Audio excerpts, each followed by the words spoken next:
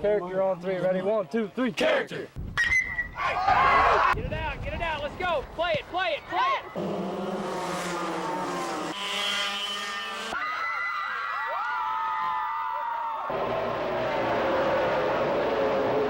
Andretti Green Racing gets another victory in Indianapolis. That is not going to be permitted to continue.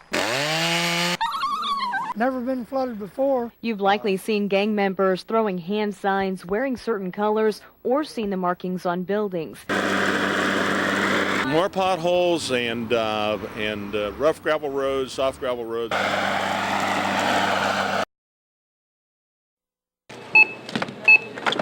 It's hard, but you have to take it day by day. It goes payday to payday. And we just kind of go week by week and just do the best we can. I'm just glad I'm not raising my family now. Many consumers say juggling the high price of gasoline and food prevents them from keeping a budget. Not right now, we don't. I went through and started making a new budget last week. I haven't finished it yet. Purdue agricultural economists say several factors are driving up food costs. They include oil, biofuels, the growing food demand overseas, and food inflation. Chris Hurt says the cost of food increased between 4 and 5% instead of its normal 2%.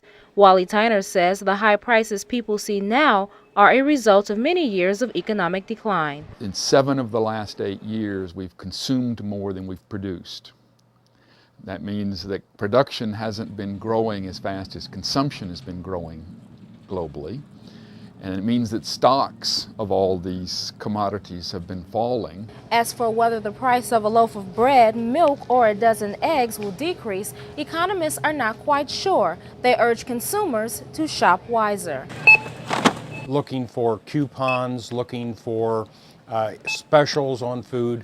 But then I think we're going to also see a change in the types of food. We know we can go from the beef steak to the hamburger as an example. Instead of eating away from home as much, we may see more consumption shifting back to the grocery store purchases. Workers with the Humane Society of Pulaski County left this morning on a mission to rescue dogs. They returned with 36 dogs, many in very poor condition. One even needed a stretcher. They can't help themselves. It's our responsibility as people in the community to take care of these animals. And they will definitely need a lot of tender love and care. These go from no hair at all.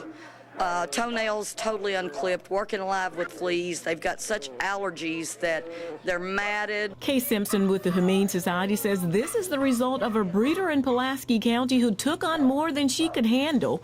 But when confronted about the problem, the breeder did the right thing and agreed to give the dogs up. What happens a lot of times is these breeders keep breeding and they don't sell a puppy or 2 puppies or 3, so they keep them and then they start breeding them, and that's how this grows to be out of control. Bringing 36 animals here to the Humane Society is really putting a strain on the facility. But Simpson says in the condition these animals are in, they're a lot better off here. What I have to do is prioritize what is in the biggest need at that time in order to take something in.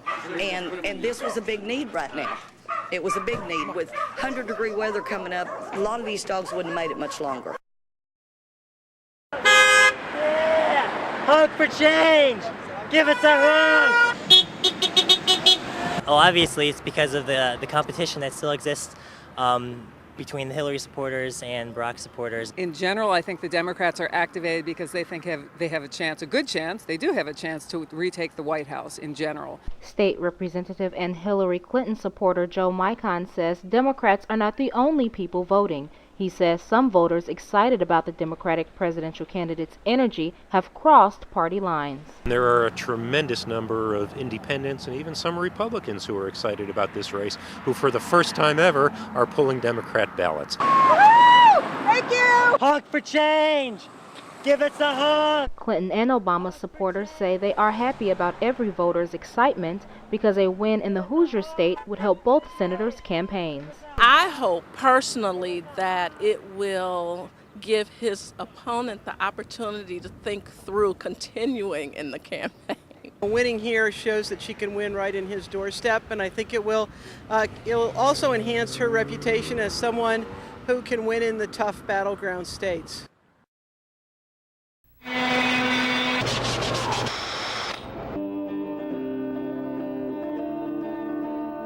There's no one exact way to do this, but the way we've had them do it is they start with the necks, and the neck has a steel reinforcing rod that goes up it. So they install that, glue the fretboard on, sand and the neck to the right shape, and smooth everything down, and they finish it and install the frets, which are the little metal wires that go across the neck, and then they start working on the body. They sand the body, put the finish on the body, then they assemble the electronics. The electronics goes in the body, then they put the pickups in. Fine tuning.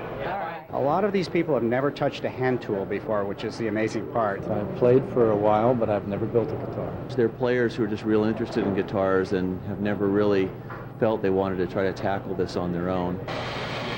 I wanted to make sure they were all custom, and so when I made the bodies, I made sure that no two bodies were alike and no two necks were alike.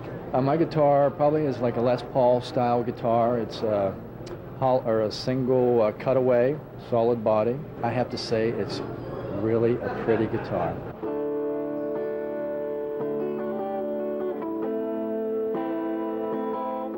I've always wanted to build guitars. It's really exciting to get noise out of it, but I like the way it came out.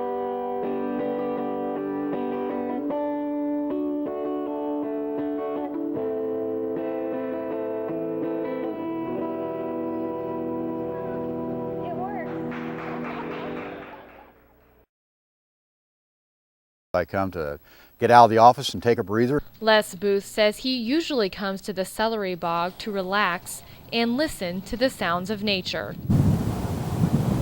But lately, this is a sound he's hearing. As I came down Lindbergh Road, opens up and whoa, where are my trees? This is the public's access. I mean, this is a public area. And now it's a big naked zone. The downed trees are on Purdue property, which is adjacent to the celery bog. Booth says those trees were still a part of the nature area environment, which both people and wildlife enjoyed. And someone said, well, it's just a dead tree. It's going to fall down anyway. But that dead tree is the home for woodpeckers and other waterfowl. And, wood ducks, if we do have them come in, they might nest in there. Those trees that they're gone now, those birds will not come here. Booth says he'd like to have more answers about why the trees were cut down. He also hopes more people will start noticing what's happened. A lot of people don't know about it yet. It's still winter. They haven't gotten out. And the moment they come down and start to go to walk, they're going to see that, and there are going to be a lot of questions.